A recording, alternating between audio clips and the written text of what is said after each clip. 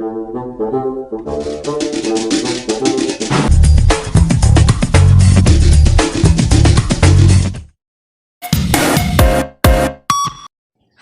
Group 4 here. Let me introduce myself first. I'm SAMERAH from grade 11 STEM-ACMAD. Now, we will be discussing about calculating the fair market value of a cash flow that includes annuity. So what is a fair market value of a cash flow? Cash flow is a term that refers to a payment received or deposits made. Cash inflows can be represented by positive numbers and cash outflows can be represented by negative numbers. From the name itself, cash inflows means in, cash outflows means out. Mag-in ng pera or mag-out ng pera. So for example, magde-deposit ako ng pera sa bangko. So yung pag-deposit ko is what we call a cash outflows since tayo yung naglabas ng pera. At sa side naman ng company na pinag-depositan ko, sila yung tinatawag na cash inflows since sila yung nakaka-receive ng aking deposit. While the fair market value or economic value of cash flow payment stream on a particular date refers to a single amount that is equivalent to the value of payment stream at that date. This particular date is called the focal date.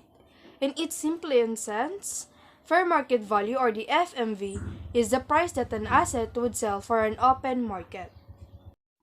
Our discussion for today will be focusing on fair market value or economic value.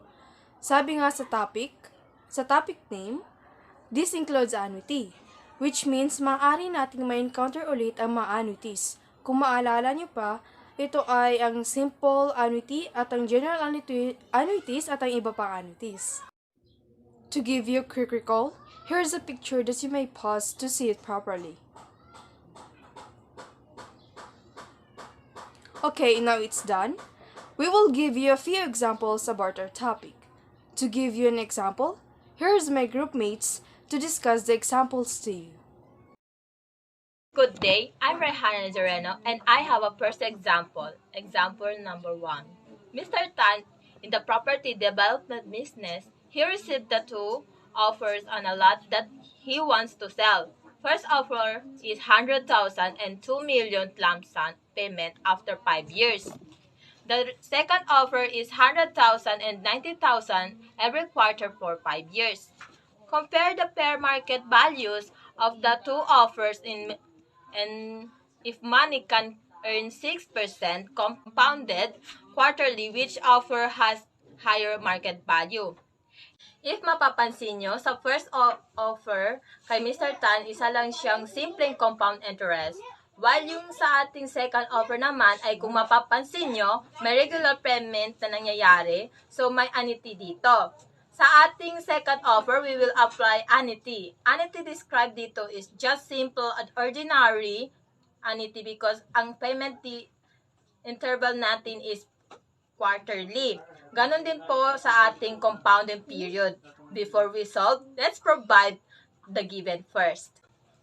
Yung dalawang given ng offer, so ang given sa first offer is ang down payment ay 100,000. So ngayon, after 5 years, daw po ay magbabayad po siya ng 2 million. So ibig sabihin, ang term natin dito ay 5 years at ang future value natin sa first offer is 2 million. So sa given naman po, sa second offer, ay ang down payment ay same lang din po, which is 100,000. And since meron nga siyang regular payment, ang regular payment natin ay ang 90,000. Sabi dito ay ito ang quarterly. Quarterly means M is equal to 4. So the interest rate is 6%. At ang 6% natin magko-compute into the decimal. So magiging 0.06. So compounded quarterly. Na tinatanong dito ay kung saan daw po sa dalawa ang mas higher market value. Uunahin natin si first offer. Sa first offer, nabigyan na natin ang ating given, which is down payment is 100,000. Future value is 2 million term in 5 years. Ang interest ay rate natin ay 6% or 0.06 since nasa decimal places na siya. What is the present value? So, sa first offer po natin ay hindi siya annuity. Kaya gagawin natin formula ng compound interest, which is isa siyang compound interest. Ang gagamitin natin ay P is equal to F. 1 plus I raised negative n. First, i-compute natin si I. First, which is yung formula ng I is equal to R over N. So, ang R natin dito, which is rate 0.06, at ang M natin dito ay which is mean quarterly. So, magiging 4. So, i-divide natin yun, 0.06 over 4. Madidivide natin ang result ay 0.015. Ang next ay, i-compute natin si N. So, N is equal to M times T. So, ang N natin ay 4. And time natin is 5. So, magiging 4 times 5. So, ang N natin today is 20. So, 4 times 5 is equal to 20. Since tapos na natin hanapin si I, let's substitute formula again. P is equal to F, 1 plus I raised to the negative N. So, ang F natin dito ay ang 2 million. So, magiging 1 plus ang I naman natin ay 0.015. So, ang N natin magiging negative 20. P is equal to 2 million and plus 1 plus 0.015 raised to negative 20. So, kung may scientific calculator kayo, i-calculate nyo siya at ang kinalabasan ay ang 1,484,940 Meron siyang 2 decimal places. Ito ang present value ng ating first value offer. Ngayon, to compute the per market value, we need to plus the down payment, DP, plus PV. So, down payment natin is 100,000. Ang permanent value natin is 1 million. Natin is 1,484,940 and 84. So, ipa-plus lang natin sila. So, matapos natin sila i-plus, magiging 1,584,940 and 84. So, ito na ang future market na compute. So, ito na ang future market value ng ating first offer.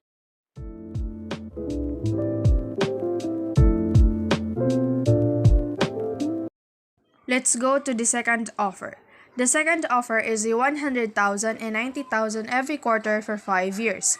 As my groupmate RIHANA said, this second offer is an annuity. Where are we gonna use the formula on finding the present value of an annuity? Since we already know the given on the second offer earlier, let's have a recall. Ang down payment ng second offer ay pareha lang din sa first offer. Yun ay ang 100,000.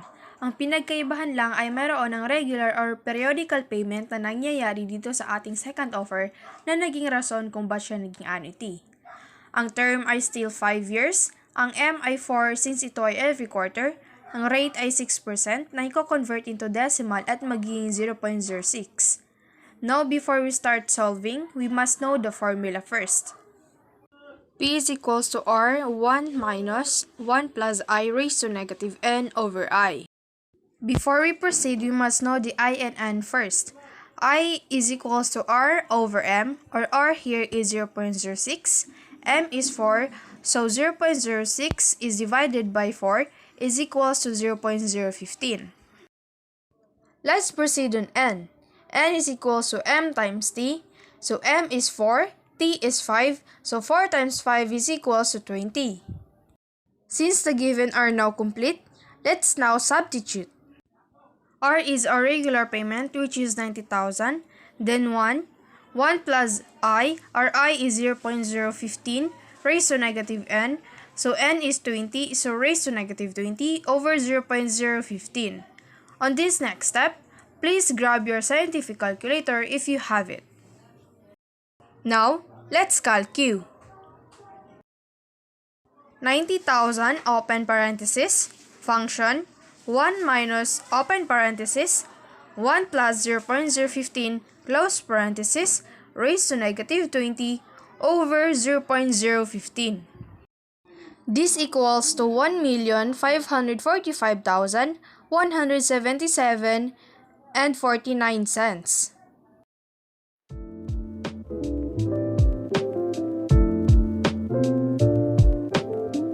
Let's proceed on finding its fair market value. So sabi nga po natin kanina, to compute the fair market value, we just need to add the down payment and the present value.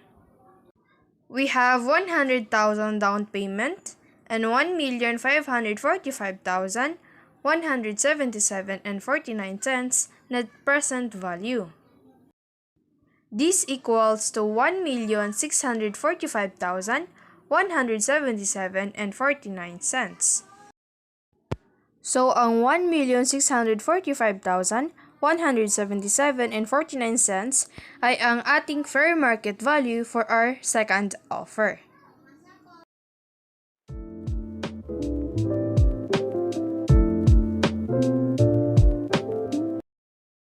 We are now done calculating. So, what do you think who has the higher fair market value between the two offers? Now, let's compare. Sa first offer, ang fair market value natin ay 1,584,940 and 84 cents. While sa second offer, meron tayong fair market value na 1,645,177 and 49 cents. We can clearly tell that the second offer has the higher fair market value. So kung ako naman si Mr. Tan, mas pipiliin ko ang offer ng second offer dahil ito ay may mas higher fair market value. Let's proceed on example number 2. Good day everyone, I am NORFAISAH BALAWAG and I have the example number 2. Mr. Ribaya received 2 offers on a lot that he wants to sell. Mr. Ocampo has offered 50,000 and a 1 million lump sum payment 5 years from now. Mr. Cruz has offered 50,000 plus 40,000 every quarter for 5 years. Compare the fair market value of the two offers if money can earn 5% compound annually, which offer has a higher market value. First, we must know given of each offer. Mr. Campo has 50,000 down payment and a 1 million after 5 years. Mr. Cruz offer 50,000 down payment and 40,000 every quarter for 5 years. Ang given sa first offer ay merong down payment na 50,000 pesos at may future value na 1 million. Based sa problem, ang rate natin dito ay 5%, which will be converted into a decimal at magiging 0.05. Since 5 years pa ang kanyang lump sum payment, ang ating time dito ay ang 5 or 5 years. Dahil ito ay compound annually, it means M is equals to 1. Before we finish this solving, we need to solve the N and I first. N is equals to M times T. Magiging 1 times 5 equals to 5. Ang N natin ay 5. Next is ang I. I is equals to R over M, which means 0.05 divided by 1 is equals to 0.05. So now, let's proceed on solving. Since kompleto na ang ating given, so now let's find the present value. Present value formula is P is equals to F1 plus I raised to negative N. Next, let's substitute the given. So for the next step, please grab your scientific calculator. So okay, 1 million. 1 plus 0.05 raised to negative 5 is equals to 783,526.17 pesos. So to find the fair market value, we just need to add the down payment and the present value. Our payment is 50,000. Our present value is 783,526 and 0.17. This equals to 833,526 and 0.17.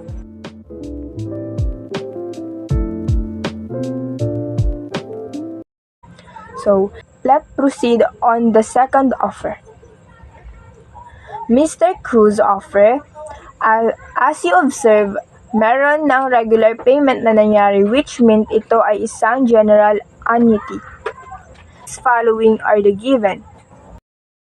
The M sub 1 equals to 4 ay nakuha natin sa every quarter at yung M sub 2 equals to 1 ay nakuha sa compound annually. Let's find the N. Tulad kanina, M times T ay magiging 4 times 5 is equals to 20. So, let's find I. Since dalawa ang M natin, which means medyo may maiiba lang sa formula, ito ay magiging I is equals to 1 plus R M sub 2 over M sub 2 raised to M2 and M1 minus 1. Now, let's substitute.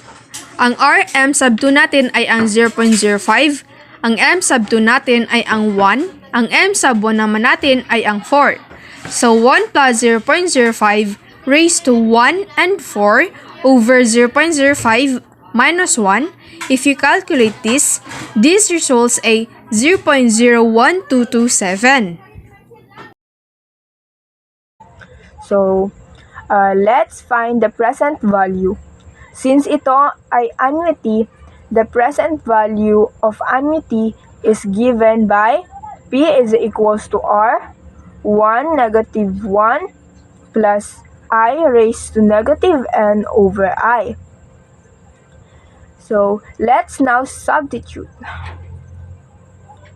40,000 is the regular payment.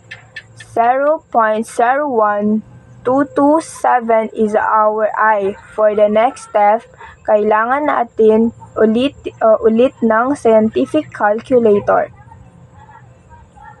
40,000, 1 negative 1 plus 0.01227 raised to negative 20 over 0.01227 is equals to 705,588 and 0.40. So now, let's proceed on finding the fair market value. Is equals to down payment and present value. DP is 50,000 plus PV is 705,588 and 0.40. If we add this results a 755,588 and 40. Let's compare the two offers for the example number 2. Mr. Ocampo has fair market value of 833,526 and 0.17. Mr. Cruz has fair market value of 755,588 and 40. We can clearly tell that Mr. Ocampo offer is the higher fair market value than Mr. Cruz offer. And that's it for today. Thank you for watching. Again, this is Group 4 from Grade 11 STEM-ACMAD.